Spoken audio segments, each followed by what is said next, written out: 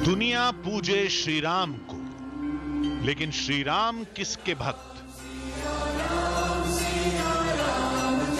श्री राम के आराध्य कौन? श्री राम रूप में आज हमारी टीम इसी सवाल का जवाब खोजेगी।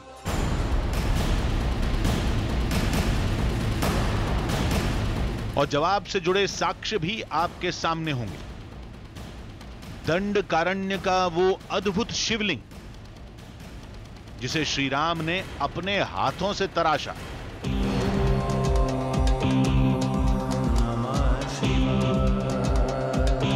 वो खाई जहां राक्षसों को मारकर श्री राम ने शिवलिंग स्थापित किया। श्री राम के शिव भक्त रूप की निशानियों की तलाश में आज हमारी टीम वहां भी जाएगी जिसे राम कथा का अंतिम पड़ाव कहा जाता है।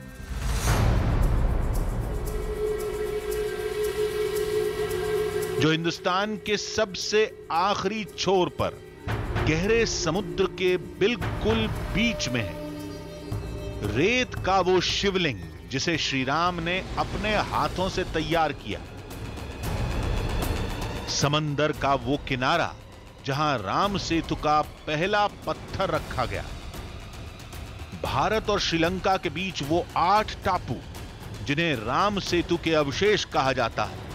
तैरते पत्थरों के चंद टुकड़े भी जिन्हें राम सेतु का हिस्सा बताया जाता है।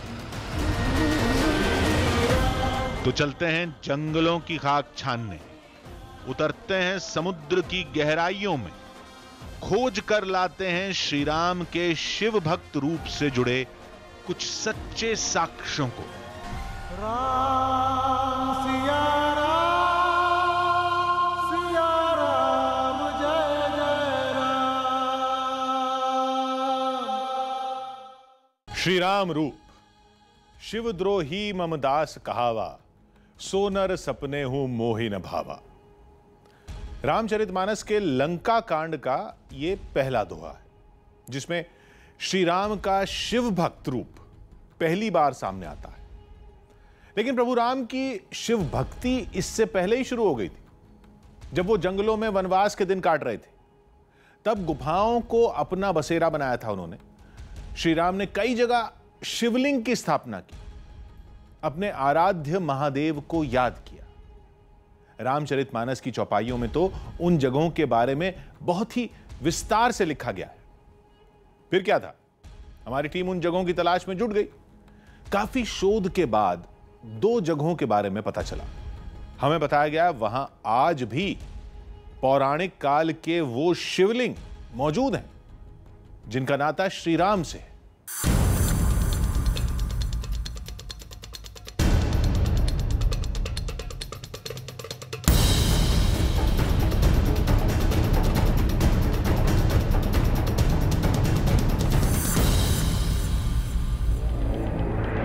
कभी धरती से हजारों फीट ऊपर, कभी जमीन से सैकड़ों फीट नीचे, घने जंगलों की भूल भुलैया, नदियों की खतरनाक लहरें, कितने भी पापड़ बेलने पड़े, लेकिन आज हमारी टीम रामायण की एक अनदेखी विरासत को पहली बार दुनिया के सामने लाकर ही चैन की सांस लेगी। 2 साक्ष्य, 2 रास्ते, 2 टीम, लेकिन मंजिल एक, जंगल में गुम हो चुके युगों पुराने शिवलिंग की खोज जिसे श्री राम ने अपने हाथों से गढ़ा था।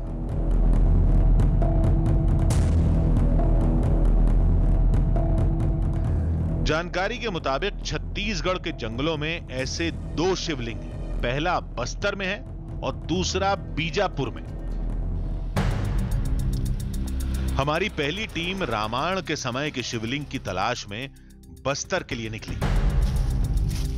वहां तक केवल कुछ शोधकर्ता और आदिवासी ही पहुंच पाए हैं।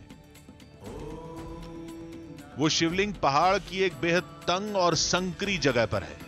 कहते हैं वहां रामायण की और भी कई अनदेखी निशानियां हैं। अगर यह जगह वाकई इतनी पौराणिक है तो इसकी जानकारी आम लोगों को क्यों नहीं, जबकि दावे के मुताबिक उस शिवलिंग की खोज 1958 में ही हो गई थी। आज पहली बार रामायण की वो निशानी लोगों के सामने आएगी और इस काम को हमारी टीम अंजाम देगी। नमस्कार, मेरा नाम सुहेल है और आज हम भगवान राम से जुड़ी कुछ ऐसी निशानियों की तलाश में आए हैं जिन्हें देखकर आप हैरान रह जाएंगे।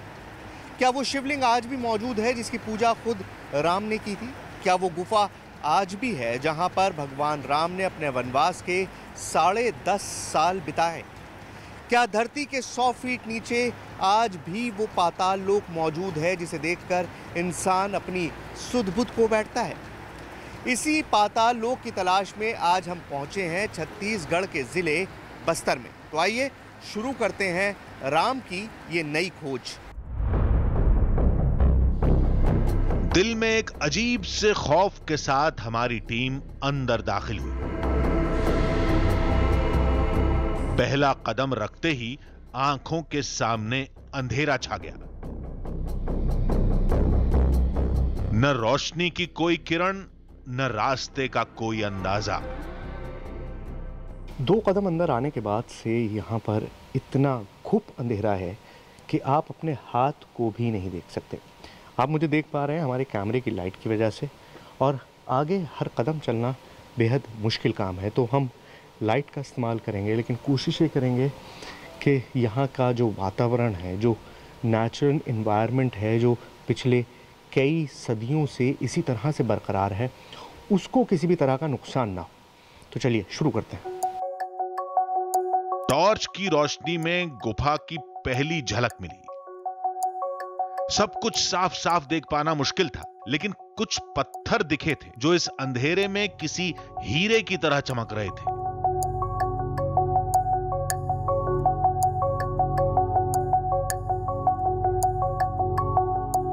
यहां से चारों तरफ रास्ते दिखाई दे रहे थे। खामोशी के बीच कुछ आवाजें आ रही थीं। शायद चमगादड़ों और दूसरे जीव जंतुओं की थी, जो सदियों से यहां बसेरा बनाए हुए हैं। आवाजों को अनसुना करके हमारी टीम आगे बढ़ी।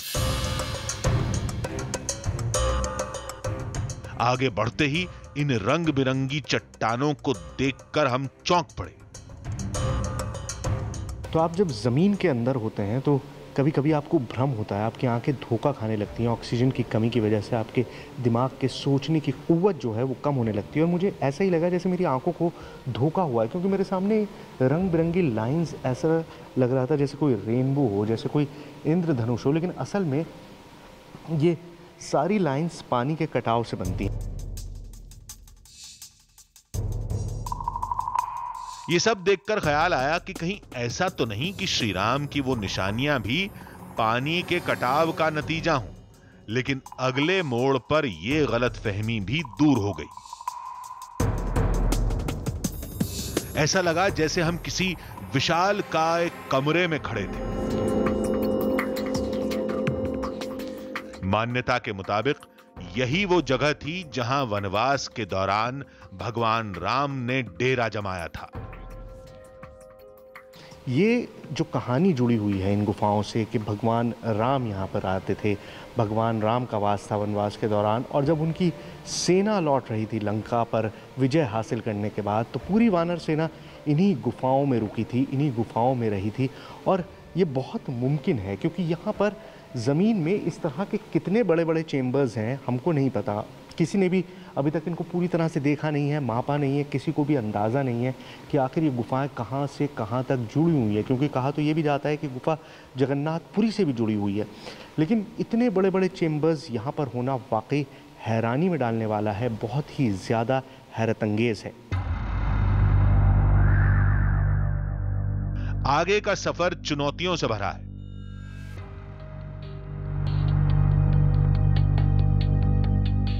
भगवान राम के हाथों से बनाया गया वो शिवलिंग गुफा के आखिरी छोर पर है, जिसके लिए जमीन से 100 फीट नीचे जाना होगा। ये इतना छोटा रास्ता है लेकिन ख़तरा बहुत है। हमको ये नहीं पता कि आगे रास्ता बंद है या खुला हुआ है। हो सकता है आगे ऑक्सीजन बहुत कम हो, बहुत ज़्यादा कार्बन डाइऑक्साइड और मीथेन मौजूद हो, जिसकी वजह से दम घुट सकता है। तो ये एक बहुत ख़तरनाक कदम है जो मैं उठाऊंगा, और बहुत देर से मैं यहाँ बैठ के सोच रहा था कि मुझे करना चाहिए या नहीं करना चाहिए, क्योंकि ये जानलेवा भी हो सकता है। लेकिन अब मैंने फैसला किया है कि मैं थोड़ी दूर जाके देखता हूँ कि मैं कहाँ तक पहुँच सकता हूँ।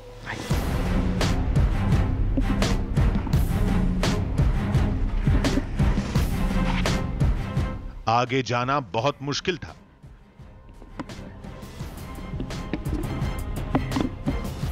लेकिन रामायण की उस अद्भुत निशानी की तलाश में हम हर जोखिम उठाने के लिए तैयार थे।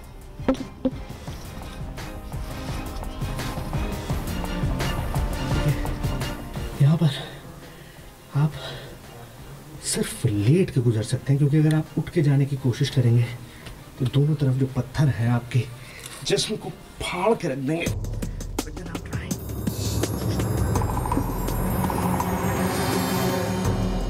एक परेशानी खत्म हुई तो अगली मुसीबत सामने थी। आगे का रास्ता एकदम से संकरा हो गया।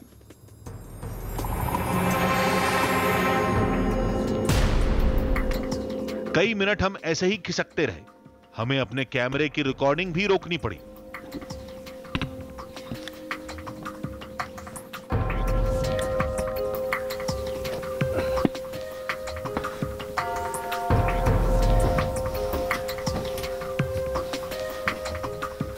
तो हम इस पैसेज में पिछले 15-20 मिनट से खिसक रहे थे, और उसकी रिकॉर्डिंग भी मेरे पास मौजूद नहीं है, क्योंकि वहाँ कैमरा चलाने की कोई जगह नहीं थी। मेरे कैमरामैन कैमरा नहीं चला सकते थे। वो किसी तरह से खिसक कर यहाँ पहुँचे। यहाँ थोड़ी सी जगह है, थोड़ा स्पेस ज़्यादा है, लेकिन एक ख़तरे की जो घंटी है वो ये है, ये नमी। ये पानी बेहद ख़तरनाक होता है, क्योंकि हो सकता है आगे मिट्टी धंसी हुई हो और रास्ता बंद हो, और ऐसे में जो हमारी इस वक्त हालत है उसमें बिना रुके वापस जाना शायद मुमकिन नहीं होगा।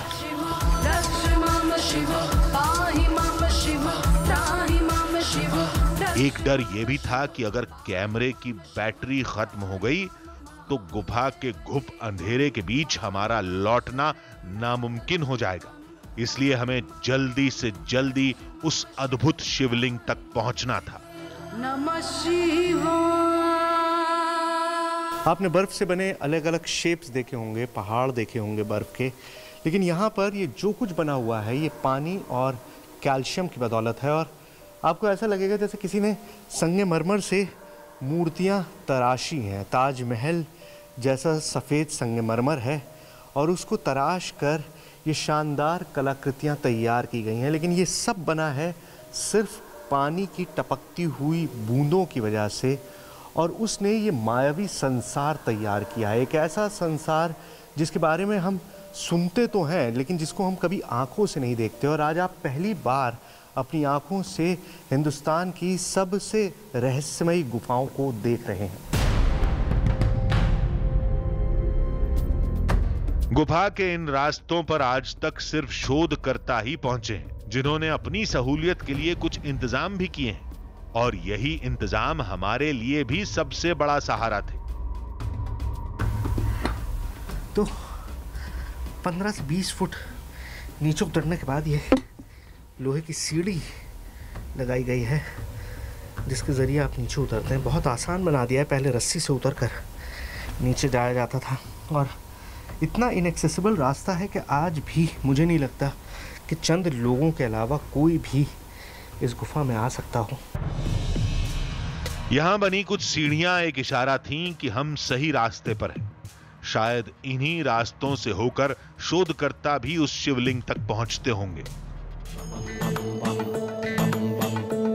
हमें बताया गया था कि शिवलिंग से पहले एक स्वागत द्वार दिखाई देगा। शिव शंकर शंभु महादेव, शिव शंकर शंभु। उसी के बाद श्री राम के शिव भक्त रूप से जुड़ी दुनिया शुरू होती है। शायद हम वहां पहुंच चुके थे।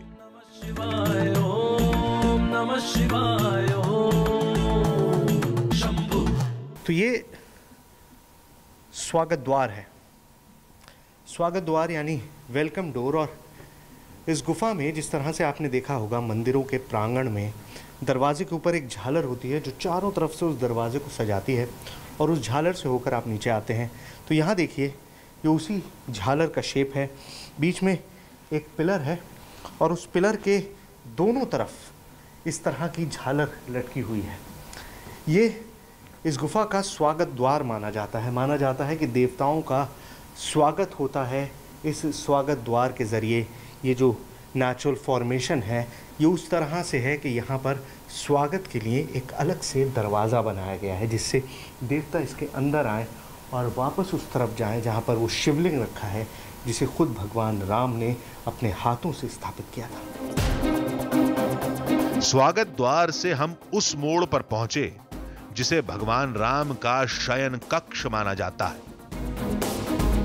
एक बड़ा सा गलियारा, एक पलंग जैसी आकृति, एक विशालकाय कुर्सी और चारों तरफ कुदरत की खूबसूरत सजावट। आपके सामने एक बहुत बड़ा शयन दिखाई दे रहा है, एक शैया दिखाई दे रही है, एक आराम कुर्सी दिखाई दे रही है, उसके ऊपर एक बहुत बड़ी सी मूर्ति दिखाई दे रही है। और नीचे अगर आप देखेंगे तो चारों तरफ आपको छोटी छोटी चीज़ें दिखाई देंगी इस तरह की। ये भगवान राम की वानर सेना है। भगवान राम इस गुफा में थे और उनकी वानर सेना उनके साथ यहीं पर मौजूद थी, और वो सभी वानर अभी भी यहाँ पर इन पत्थरों के रूप में मौजूद हैं। लेकिन आप इस पूरी जगह को देखेंगे तो आपको अंदाज़ा हो जाएगा कि इसकी भव्यता कितनी है। अब बारी थी रामायण काल से मौजूद उस अद्भुत शिवलिंग को पहली बार कैमरे में कैद करने की। तंग गलियारे में सांस लेना मुश्किल था, तभी हमारी सारी थकान दूर हो गई। वो शिवलिंग हमारी आंखों के सामने था।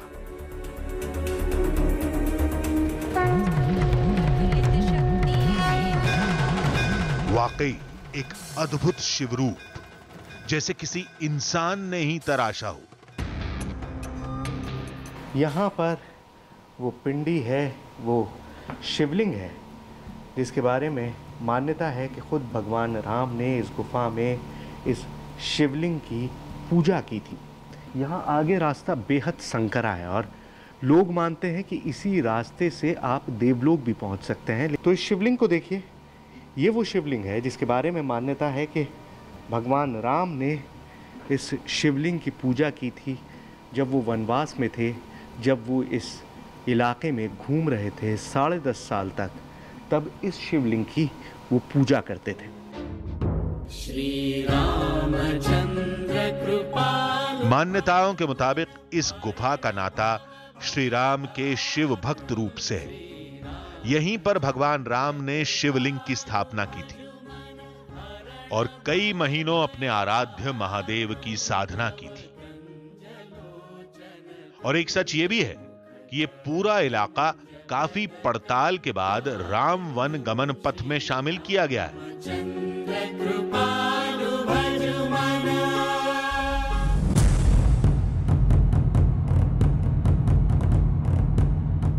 वहीं हमारी दूसरी टीम मंजिल की तलाश में जंगल को चीरते हुए बढ़ी जा रही थी।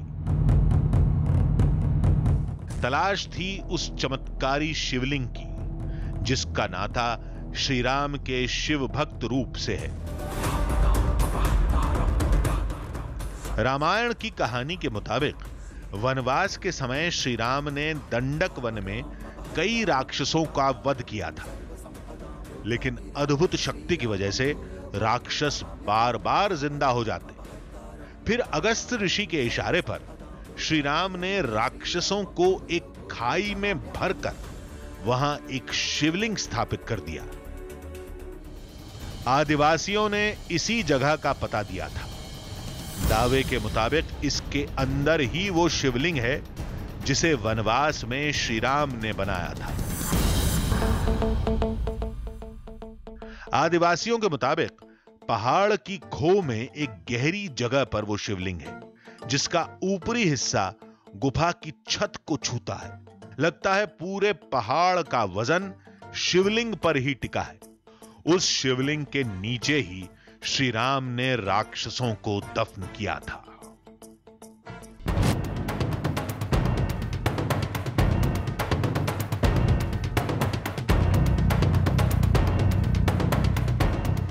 अब वो अद्भुत शिवलिंग और उससे जुड़ी श्री राम की कहानी हकीकत है या फसाना, ये जानने के लिए हमारी टीम गुफा के अंदर पहुंची।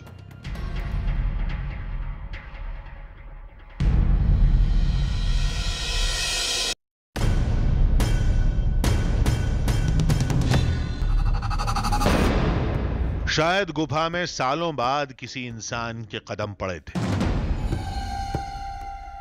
हमारी टीम यहां हर खतरे से अनजान थी।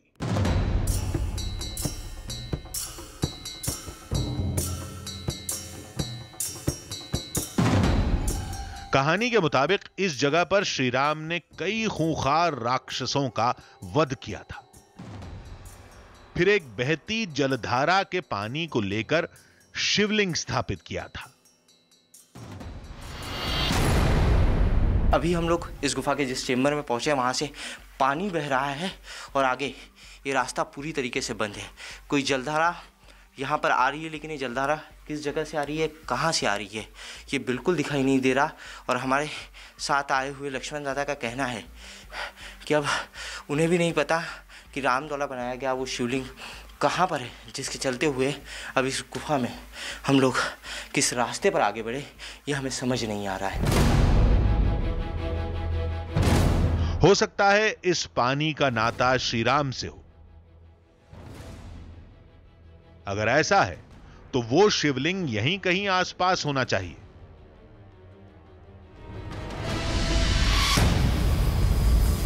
हर कदम के साथ खतरा बढ़ता जा रहा था। जब इतना रिस्क ले लिया तो उस शिवलिंग को भी तलाश ही लेंगे। तभी हमारे साथ आया आदिवासी हाथ जोड़कर खड़ा हो गया। वहां एक शिवलिंग था, वही जिसकी हमें तलाश थी।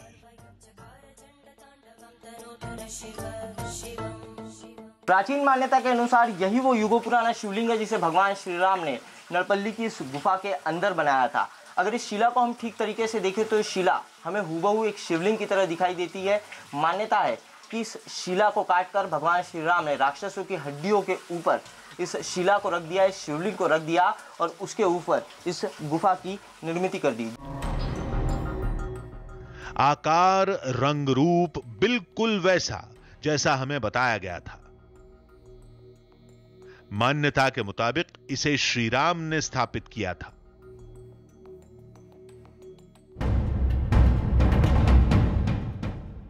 शिवलिंग थोड़ी ऊंचाई पर था। गुफा की छत काफी करीब थी। साथ में पानी भी बह रहा था। मतलब तस्वीर हूबहू दावे के मुताबिक। जो भी प्राचीन शिवलिंग प्राकृतिक गुफाओं के अंदर या प्राकृतिक स्थान पर होते हैं, उनके ऊपर से एक प्राकृतिक जलधारा जरूर बहती है। यहाँ पर भी ठीक उसी तरीके से नज़ारा हमें दिखाई दे रहा है। शिवलिंग के ऊपरी तरीके हम देखेंगे तो गुफा के रूप से एक प्राकृतिक जलधारा यहाँ पर बह रही है। साथ ही इस गुफा का जो रूफ है वो रूफ पूरी तरीके से शिवलिंग के ऊपर टिका हुआ है, ताकि इस शिवलिंग को कोई यहाँ से हटा ना सके या हिला ना सके। और इस शिवलिंग को लेकर भी यही मान्यता है कि यह शिवलिंग राक्षसों की हड्डियों के ऊपर श्री राम ने स्थापित किया है और इसे इस तरीके से श्री राम ने बनाया था कि कभी इस शिवलिंग को कोई हटा ना सके और ये राक्षस फिर से जिंदा ना हो सके। अगर कोई इसे महज कहानी मानता है तो उसे इस सवाल का जवाब भी ढूंढना होगा कि ये जगह, शिवलिंग का आकार रामायण की कथा के मुताबिक क्यों है। श्री राम से जुड़ी आस्था यही कहती है कि इस शिवलिंग का नाता कभी न कभी रामायण के समय से जरूर रहा है।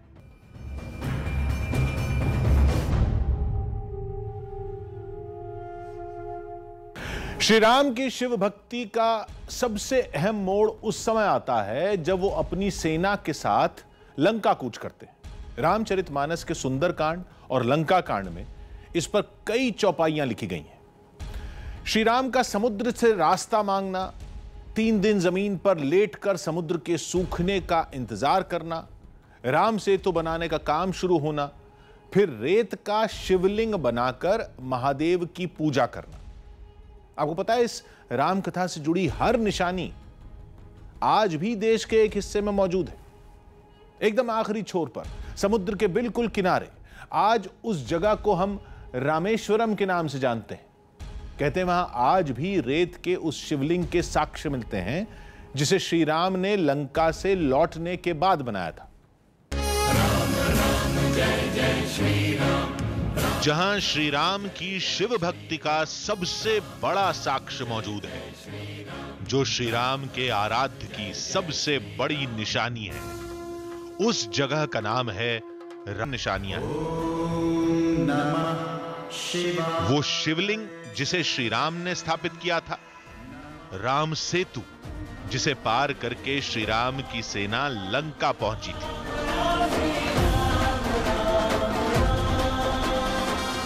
नमस्कार, मेरा नाम सुहेल है और इस वक्त मैं मौजूद हूं हमारे देश के सबसे मशहूर ब्रिज पंबन ब्रिज पर, जो हमारे देश को जोड़ता है रामेश्वरम से। और आज इसी ब्रिज के जरिए हम आपको एक ऐसी जगह लेकर चलेंगे जिसका सीधा रिश्ता है भगवान राम से, जहां पर भगवान राम ने एक लंबा वक्त बिताया।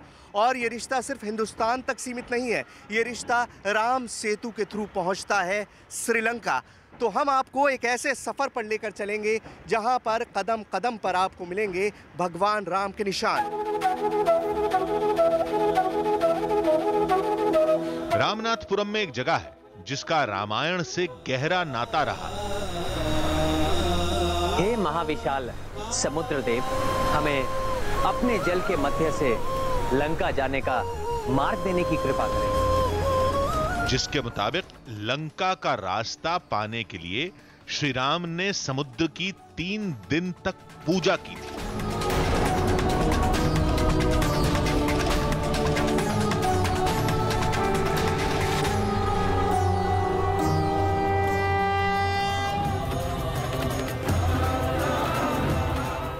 कहते हैं त्रेता युग में वो पूजा इसी जगह पर की गई थी।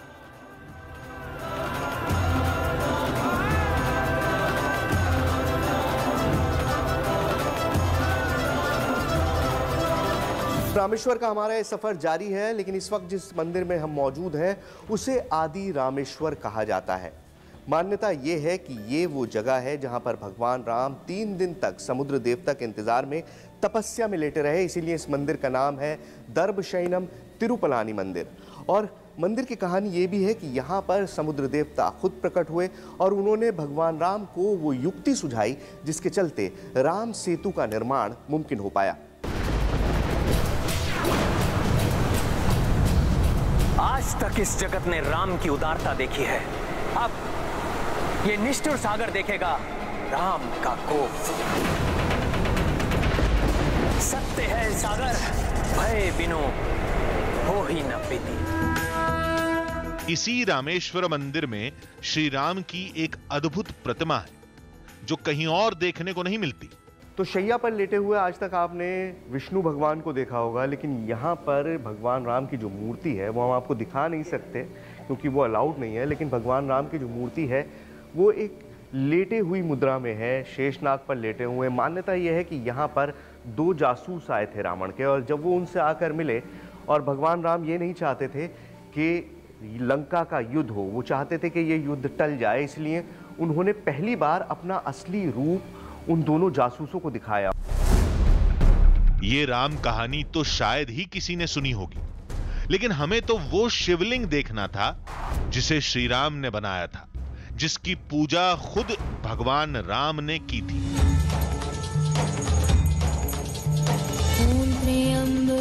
साथ ही राम सेतु को भी पहली बार दुनिया के सामने लाना था।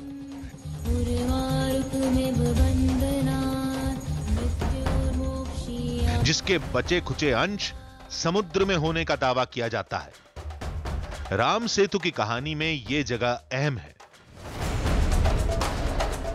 कहते हैं श्री राम इसी जगह पर बैठकर सेतु के निर्माण के काम पर निगाह रखते थे, वानर सेना के योद्धाओं के साथ बैठक करते थे आपको चारों तरफ समुद्र का किनारा दिखाई दे रहा होगा, पेड़ दिखाई दे रहे होंगे, रेत दिखाई दे रहा होगा। और इस मंदिर में जहां हम इस वक्त मौजूद हैं, जिसे राम झरोका कहा जाता है, उसकी खासियत है कि चारों तरफ से समुद्र दिखाई देता है। और इस मंदिर के बारे में मान्यता भी यही है कि भगवान राम यहाँ से समुद्र की तरफ देखा करते थे, इसीलिए इसका नाम राम झरोका है कि राम यहाँ से खड़े होकर देखते थे समुद्र की तरफ। यहाँ चारों तरफ समुद्र है और आप मंदिर में किसी भी तरफ खड़े होइए आपको समुद्र दिखाई देगा, सिवाय एक बहुत छोटे से हिस्से के जहाँ से रास्ता इस मंदिर तक पहुँचने के लिए। तो रामेश्वरम की ये बेहद खास जगह है जिसके बारे में ये मान्यता है कि भगवान राम यहाँ पर रुके थे और यहाँ से वो समुद्र की तरफ देखते थे, इसीलिए इस मंदिर को राम झरोका कहा जाता है। आज ये जगह दीवारों से घेर दी गई है, लेकिन इससे लोगों की आस्था पर कोई फर्क नहीं पड़ा। भगवान राम लंका पे चढ़ाई करने के लिए आए थे तो सबसे पहले उन्होंने अपनी सेना की यहाँ एक मीटिंग की कि किस तरह से युद्ध रावण से लड़ा जाए। वो सामने जो ग्राउंड पड़ा हुआ है, ये जो ग्राउंड है, यहाँ भगवान राम की सेना थी, भगवान राम की सेना थी। इसके बाद में लंका विजय के लिए भगवान ने यहाँ से प्रस्थान किया था। राम झरोखा मंदिर में पैरों के निशान हैं। मान्यता है कि ये निशान श्री राम के हैं। उनकी तस्वीर लेने की इजाजत नहीं है, लेकिन उस निशान को जो भी देखता है श्री राम से जुड़ जाता है। जी हाँ, जी हाँ, जी हाँ, जी हाँ। सनातन धर्म की जब हम मानते हैं तो हमें पूरी तरह से विश्वास है क्या? कि यहाँ राम आए थे और उन्होंने करा, क्योंकि राम सेतु उसका उदाहरण है, जीवंत उदाहरण है कि राम यहाँ आए थे, उन्होंने सेना की तैयारी की थी, हनुमान जी ने पुल बनाया था, नर और नारायण ने अपने पत्थर के यहाँ योजना डाली थी, बस। रामेश्वरम आने वाले हर शख्स की जुबान पर श्री राम का नाम होता है। सभी की निगाहें दो निशानियां ही खोजती हैं, श्री राम का स्थापित किया शिवलिंग और राम सेतु के बचे हुए अंश।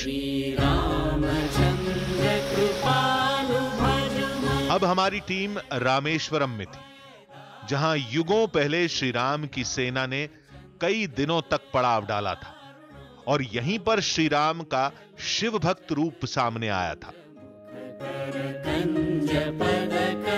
तो चलिए रामेश्वरम का अपना ये सफ़र हम शुरू करते हैं। और जैसा मैंने आपको बताया कि इस इलाके के ज़र्रे ज़र्रे में राम बसे हैं, यहाँ की हर चीज़ का ताल्लुक भगवान राम से है और यहाँ की हर मान्यता, हर प्रथा राम से सीधा ताल्लुक रखती है। इस वक्त जिस जगह पर हम खड़े हैं उसे अग्नि तीर्थम कहा जाता है और यहाँ पर स्नान करने के बाद ही मंदिर में दर्शन के लिए जाया जाता है। मान्यता है कि आज रामेश्वरम में जहां ये रामनाथ स्वामी मंदिर है, रेत का शिवलिंग यहीं बना था।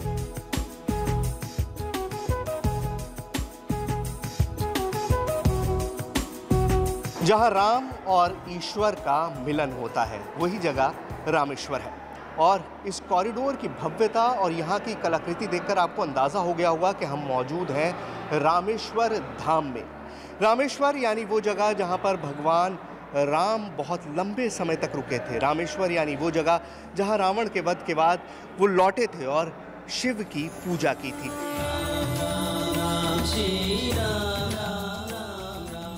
यहां से दो मान्यताएं जुड़ती हैं। एक के मुताबिक श्री राम ने लंका जाते वक्त शिवलिंग बनाया था, तो कुछ लोग कहते हैं कि श्री राम ने रावण का वध करने के बाद वो शिवलिंग स्थापित किया था।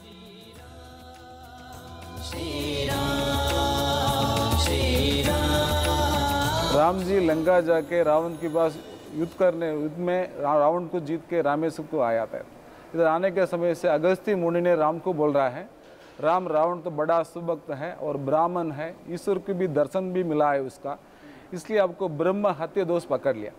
वो हटाने के लिए आप शिवलिंग पूजा करने का ऐसा राम जी अगस्त्य मुनि ने राम जी के पास वचन दिया है। उस शिवलिंग को देखना एक अद्भुत एहसास होगा, लेकिन हमारी टीम ऐसा करने में नाकाम रही। रामनाथ स्वामी मंदिर के नियम कैमरा ले जाने की इजाजत नहीं देते, शिवलिंग की तस्वीर लेने की अनुमति नहीं मिली, लेकिन हम उस जगह पहुंचने में कामयाब रहे जो किसी आश्चर्य से कम नहीं। रामनाथ स्वामी मंदिर में 22 तीर्थ कुंड हैं, जिनका पानी बेहद मीठा होता है। समुद्र के किनारे मीठा पानी मिलना हैरत में डाल सकता है, लेकिन राम भक्तों के लिए इसमें कोई हैरानी की बात नहीं, क्योंकि इस कुंड की कहानी श्री राम के ब्रह्म हत्या पाप की मुक्ति से जुड़ती है।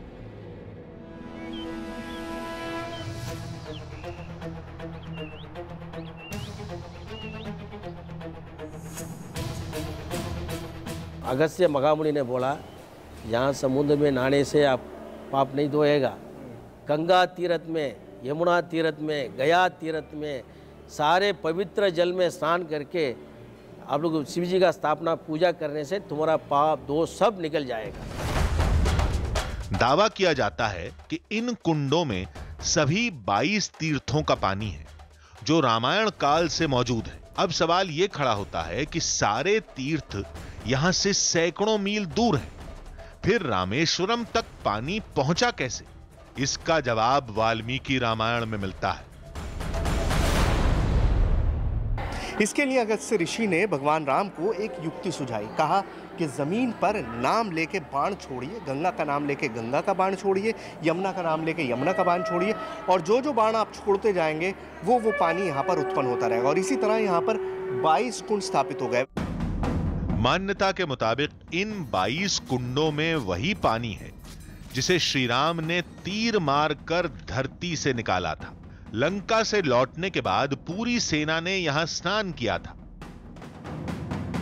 तो ये सारे तीर्थ जो हम आपको दिखा रहे हैं, ये पहली बार टेलीविजन स्क्रीन पर आप देख रहे हैं। इससे पहले किसी भी टीवी कैमरे को ये सारे तीर्थ कवर करने की इजाज़त नहीं मिली। रामेश्वरम में, या यूँ मैं कहूँ कि पूरे दक्षिण भारत में इस मामले में बहुत ज़्यादा सख्ती है, किसी भी कैमरे को अलाउ नहीं किया जाता है। लेकिन यहाँ पर हमको पहली बार ये इजाज़त दी गई है कि हम सारे तीर्थ आपको दिखा सकें। रामेश्वरम की हर कहानी श्री राम से जुड़ती है। अब बारी थी श्री राम से जुड़े सबसे बड़े साक्ष्य राम सेतु को कैमरे में कैद करने की। ये गांव के अंदर धनुषकोडी स्थल है, यहाँ से 18 किलोमीटर धनुषकोडी, यहाँ से सेतु पुल बनाया, राम राम राम करके टेरने का पत्थर में पुल बनाया।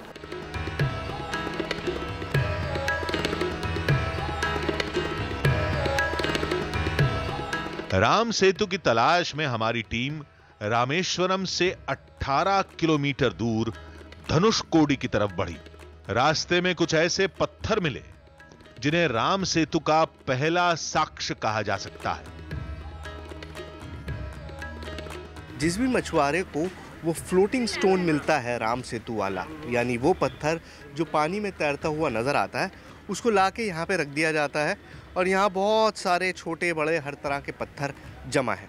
मैं आपको दिखाता हूँ किस तरह से फ्लोट करते हैं, ये किस तरह से बहते हैं।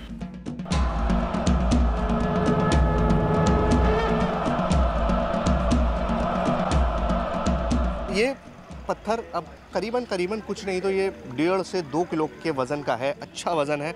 और ये देखिए, ये मैं इसको डाल रहा हूँ पानी में, गया और बिल्कुल एक बलून की तरह तैरता हुआ वापस आ गया। ये 1-2 के साथ नहीं, सारे पत्थर इसी तरह के हैं। ये देखिए, ये गया और ये वापस आ गया। अब बहुत सारे लोग साइंटिफिक बात करते हैं कि भाई ये प्यूमिस स्टोन है, ये इस तरह का है जो तैरता है। अब आप एक ये पत्थर देखिए और एक ये पत्थर देखिए, इन दोनों की बनावट बिल्कुल एक जैसी है, बिल्कुल सेम है। ये भी वही कोरल है और ये भी वही कोरल है। वज़न भी दोनों का करीबन एक है। ये देखिए, पहले ये डाल रहा हूँ, ये असली राम पत्थर है। ये वापस आ गया। अब ये देखिए, ये भी सेम कोरल है, बिल्कुल सेम तरह की चीज़ है। इसे डाल रहा हूँ,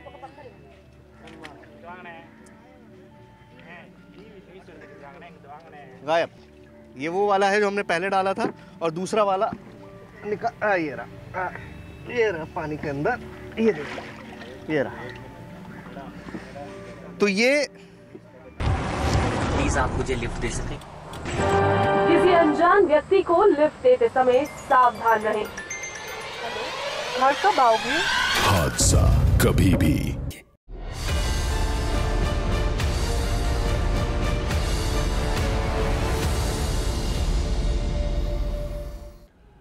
राम सेतु रामायण की सबसे बड़ी निशानी, श्री राम के शिव भक्त रूप का सबसे बड़ा साक्ष्य। आप में कई लोगों ने राम सेतु की कहानी कई बार सुनी होगी, लेकिन उसे शायद ही कभी देखा होगा। रामचरितमानस हो या रामायण, श्री राम से जुड़े हर किस्से में राम सेतु का जिक्र है। अगर राम सेतु इतना अहम है तो उसके साक्ष्य कहां हैं? कहां हैं उसकी निशानियां? कई जानकारों से बात करने के बाद पता चला कि रामेश्वरम में धनुषकोडी से आगे श्रीलंका के करीब उस राम सेतु के अवशेष आज भी देखे जाते हैं।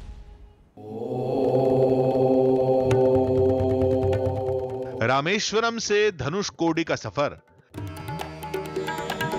राम सेतु की कल्पना में ही खत्म हो गया। उस पौराणिक साक्ष्य को देखने का रोमांच बढ़ता जा रहा था। उपग्रह से मिलने वाली इस तस्वीर को हम अक्सर देखते हैं, जिसमें तमिलनाडु के धनुषकोडी और श्रीलंका के मन्नार के बीच पतली रेखा दिखती है। कहते हैं ये पतली सी रेखा ही राम सेतु है, जिसे एडम्स ब्रिज भी कहते हैं। गूगल मैप के मुताबिक वो पतली रेखा 8 टापुओं की है, जो धनुषकोडी और श्रीलंका के बीच समुद्र में पाए जाते हैं। इन टापुओं को राम सेतु का अवशेष बताया जाता है। आज बरसों पुरानी पहेली सुलझने वाली थी। आज हमारी टीम समुद्र में उस जगह जाएगी जिसे राम सेतु कहा जाता है, और इसके लिए हमें पहुंचना था धनुषकोडी। धनुषकोडी कभी गुलजार हुआ करता था, आज केवल खंडहर रह गए। 1964 के चक्रवात ने यहां सब कुछ खत्म कर दिया।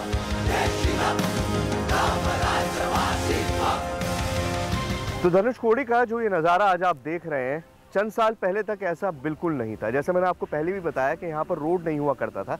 ये रोड अभी कुछ साल पहले ही बना है, लेकिन ऐसा नहीं है कि शहर में बसावट नहीं थी। शहर में बसावट तो युगों से है, और 1964 से पहले तक तो यहाँ पर एक ट्रेन भी आती थी।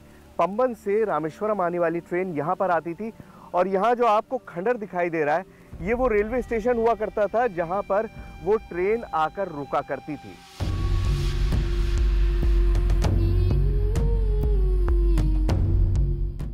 यहां अब केवल दिन में चहल पहल रहती है, रात होते ही ये जगह वीरान हो जाती है। इन खंडरों का इतिहास आज भी लोगों को अपनी तरफ खींचता है। एक वक्त के लिए इस जगह को भूतिया मान लिया गया था। ये मान लिया गया था कि ये हॉन्टेड है, यहाँ पर भूत रहते हैं, और लोगों ने यहाँ पर आना जाना बिल्कुल बंद कर दिया था। लेकिन अब लोग यहाँ पर आते हैं, रुकते भी हैं, और उस तरफ जाते हैं जहाँ धनुषकोडी का अंत होता है, यानी राम सेतु शुरू होता है। तो उसी तरफ हम भी चलेंगे, धनुषकोडी से यहाँ से आगे।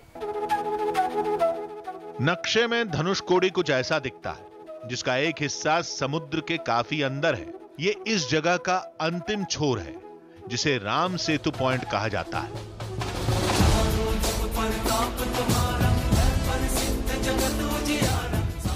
दावे के मुताबिक राम सेतु पॉइंट पर ही सेतु का पहला पत्थर रखा गया था।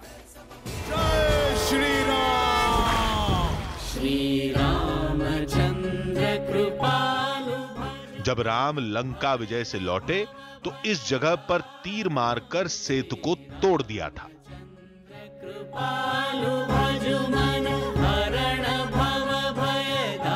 जैसा कि बताया गया है कि धनुषकोडी ही वो जगह है जहां पर भगवान राम ने विभीषण के कहने पर राम सेतु को अपने धनुष से मारकर तोड़ दिया था, इसीलिए धनुषकोडी। अब राम सेतु को अगर तोड़ा गया तो जाहिर है उसके अवशेष बाकी हैं, और जिस तरह से हमें सैटेलाइट से इमेजेस मिली हैं उससे भी ये लगता है कि राम सेतु एग्जिस्ट करता है। मतलब भारत से लेकर श्रीलंका तक वो पुल आज भी मौजूद है, और उसी पुल की तलाश में हम आगे जाने की कोशिश करेंगे। जाना समुद्र के रास्ते होगा, ज़मीन का रास्ता नहीं है, और समुद्र में ज़ाहिर हम पैदल नहीं जा सकते, तो हम बोट का इंतज़ार करेंगे। कोस्ट गार्ड से हम लोग बात कर रहे हैं और भी कोशिश कर रहे हैं कि किस तरह से हम आगे जा सकते हैं और आपको वो राम सेतु दिखा सकते हैं जो आज तक आपने टेलीविज़न पर नहीं देखा होगा। पानी में चलना बहुत मुश्किल काम होता है। आप देखिए क्या कोशिश की जा रही है। लो भाई माइक पकड़ो। रामायण के समय में जिस समुद्र में राम सेतु बनाया गया था, युगों बाद उसी समुद्र में उसके अवशेष तलाशने का रोमांच बयां नहीं किया जा सकता। अपनी रिसर्च और मछुआरों की जानकारी की मदद से हमारी टीम की नाव राम सेतु वाले इलाके की तरफ बढ़ती जा रही। रामेश्वरम से हम निकल चुके हैं। पीछे आपको मंदिर दिखाई दे रहा होगा इस तरफ, और मंदिर से अब हम दूर चल रहे हैं। ये उस तरफ का रास्ता है जहाँ पर पानी बहुत छिछला है, मतलब बहुत कम गहरा है, और उस तरह के निशान मौजूद हैं जिनको ये मछुआरे भी बता रहे हैं कि वो राम सेतु के पत्थर हैं, राम सेतु के निशान है। तो उसी तरफ हम जा रहे हैं। तभी एक अद्भुत नजारा दिखा। समुद्र का पानी 2 रंगों में बंटता नजर आ रहा था। आपने सुना होगा समुद्र को मिलते हुए, और अब हम उस जगह पर पहुंच चुके हैं जहां पर 2 समुद्र आपस में मिल रहे हैं। एक तरफ से हिंद महासागर और दूसरी तरफ से बंगाल की खाड़ी का पानी यहां पर मिल रहा है। और आप 2 अलग कलर आपको दिखाई देंगे पानी के। एक तरफ कलर दूसरा है पानी का और दूसरी तरफ कलर पानी का दूसरा है। तो बिल्कुल उस पॉइंट पे पहुंच चुके हैं जहां पर ये दोनों महासागर आपस में मिलते हैं। कुछ देर बाद हमारी टीम ने हिंदुस्तान की जमीन का अंतिम छोर भी पार कर दिया। हमारी नाव हिंद महासागर में बढ़ती जा रही थी। तो आप जब भी रामेश्वरम आए या इस तरफ आए तो यहाँ जरूर आइएगा। ये अंतिम पॉइंट है। यहाँ के बाद जमीन जो है, भारतीय सरजमीन खत्म हो जाती है। इसे लैंड्स एंड कहा जाता है। आखिरी ठिकाना है ये, आखिरी रोड है, आखिरी लोगों के आने तक का रास्ता है जहां तक लोग आ सकते हैं। हमने स्पेशली इस बोट को हायर किया है और हम राम सेतु जाने की कोशिश कर रहे हैं। लेकिन आप अगर रामेश्वरम आए तो इस जगह तक जरूर आइएगा। कुछ घंटों की यात्रा के बाद हम समुद्र के उस हिस्से में पहुंच गए जो है तो समुद्र के बीचों बीच, लेकिन गहरा बिल्कुल नहीं। कहते हैं यहीं से राम सेतु का इलाका शुरू होता है।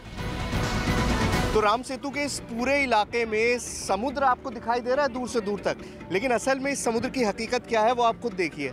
ये समुद्र सिर्फ इतना गहरा है कि इंसान के घुटनों तक पानी यहाँ पर आया है। और वैसे कहने को हम समुद्र के बीचों बीच हैं, लेकिन पानी इतना कम है यहाँ पर कि आसानी से आप इसमें उतर सकते हैं। अब संभल कर आगे बढ़ना था। यहां से उन टापुओं का सिलसिला शुरू हो जाता है जिन्हें राम सेतु का अवशेष बताया जाता है।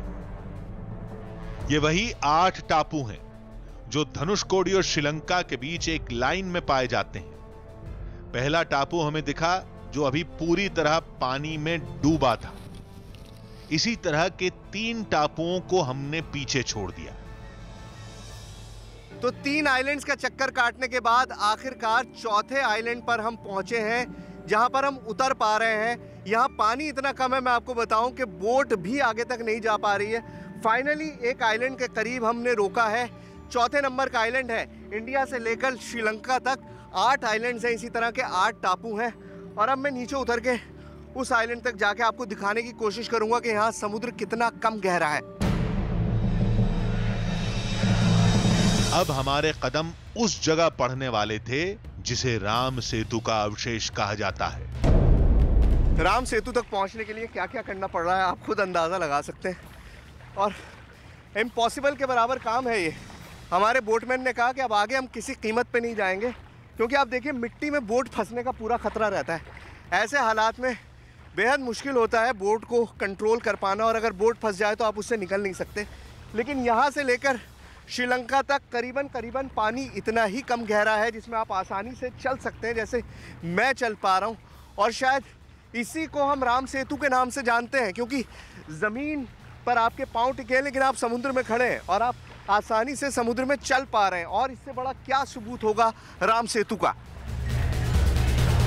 विश्वास नहीं हो रहा था, क्या ये वही स्थान है जहां कभी श्री राम खड़े थे, जहां रामायण काल में राम सेतु बनाया गया था। एक लक्ष्य एक ध्येय एक ही है नाम, राम राम जय श्री राम। ये समुद्र का हिस्सा है बेसिकली, छोटा सा टापू है। अब इसी को आप राम सेतु मान लीजिए। यहाँ पर आप चल सकते हैं, और जब हाई टाइड आएगा तो पानी इतना ज़्यादा हो जाएगा कि आप नहीं चल पाएंगे, लेकिन अभी आप चल पा रहे हैं। यहाँ पर आप आसानी से दौड़ सकते हैं, चल सकते हैं, जो चाहे आप कर सकते हैं। और शायद इसी को राम सेतु कहते हैं। श्री राम जो जगह सैटेलाइट इमेज में दिखती है, जिसे राम सेतु का अवशेष कहा जाता है, उस जगह पर, उस जमीन पर हम खड़े थे। विश्वास नहीं हो रहा था। धनुषकोडी से 5 घंटे लगे। यह इलाका समुद्र के एकदम बीच में है, फिर भी सतह बिल्कुल ऊपर। आराम से पैदल चल सकते हैं। यह कैसा अजूबा है? क्या यही राम सेतु है?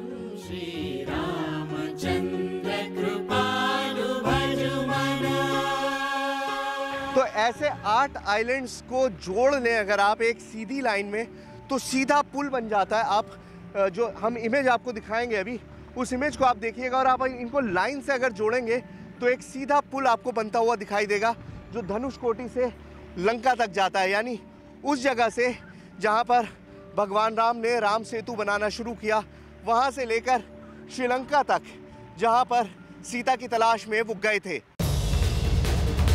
समुद्र में जिस जगह पर हम इस वक्त खड़े हैं, यहां से श्रीलंका महज 7 किलोमीटर दूर है। यानी धनुषकोडी और श्रीलंका के एकदम बीच में। इस जगह पर टीवी कैमरा तो पहुंचना दूर की बात है, मछुआरे भी कभी नहीं आते। ये बताइए, राम सेतु? राम सेतु ये राम सेतु? ये राम सेतु। ये श्रीलंका है 7 किलोमीटर है।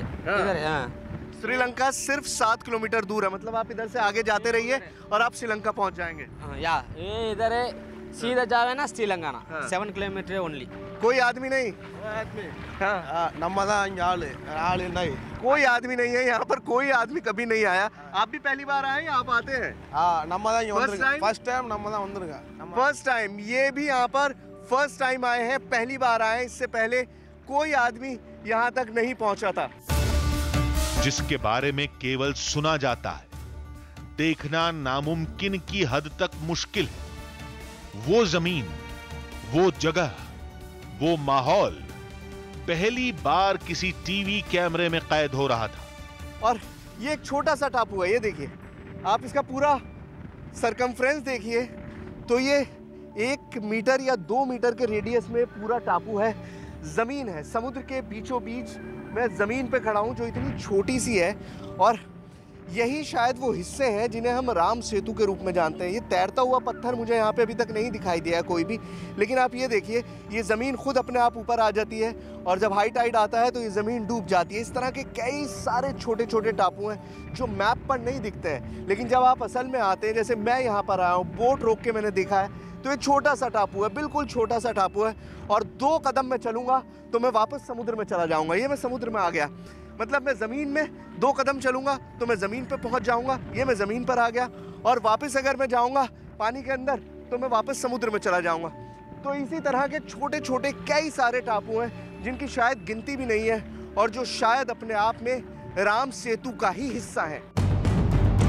रामायण में लिखा है कि सेतु बनाने के लिए समुद्र देवता ने इस इलाके में अपनी लहरों को कम कर दिया था ताकि पत्थर एक जगह पर टिक सके। यहां आज भी लहरों की रफ्तार बाकी समुद्र के मुकाबले बेहद कम रहती है। राम सेतु के आसपास जो समुद्र है उसकी सबसे बड़ी खासियत यह है कि एक तो गहराई बहुत कम है और दूसरा इसी वजह से शायद लहरें देखिए आप, बहुत छोटी छोटी लहरें होती हैं। आपने अगर समुद्र की लहरें देखी होंगी तो बड़ी बड़ी लहरें होती हैं, बहुत तेज़ बहाव होता है। लेकिन यहाँ पर हम बिल्कुल बीच रास्ते में हैं। मतलब यहाँ से चंद किलोमीटर की दूरी पर श्रीलंका है। अगर हम अपनी बोट को लेके जाएं आगे, जाहिर है हमारे पास कोई वीज़ा नहीं है इसलिए हम ऐसा करेंगे नहीं, वरना 5-6 किलोमीटर 7 किलोमीटर की दूरी पर इस वक्त श्रीलंका है। और आप लहरें देखिए, इन लहरों में कोई उफान नहीं है। और ये मान्यता यही है कि क्योंकि श्री राम ने समुद्र देवता को आदेश दिया था कि आप यहाँ पर शांत स्वभाव में रहेंगे, और वो समुद्र आज भी शांत स्वभाव में। इन लहरों को आप लहरें भी क्या कहेंगे, देखिए। समुद्र का यह हिस्सा राम सेतु का अवशेष है या नहीं, इसको लेकर 2 मत हैं। पहला मत आस्था से जुड़ा है, जो इसे राम सेतु मानता है, और दूसरा मत विज्ञान के तर्क से जुड़ा है, जो इसे प्रकृति की बनावट का नायाब नमूना मानता है। राम सेतु के वजूद से जुड़े इन दोनों पक्षों में बहस आज भी जारी है।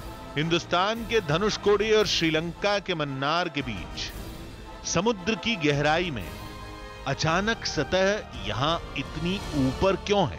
विज्ञान आज भी इस सवाल का जवाब ढूंढने में लगा है, लेकिन मान्यता यही है कि ये राम सेतु के ही अवशेष है। ये रामायण की सबसे बड़ी निशानी है और इस साक्ष्य को किसी वैज्ञानिक पड़ताल की जरूरत नहीं।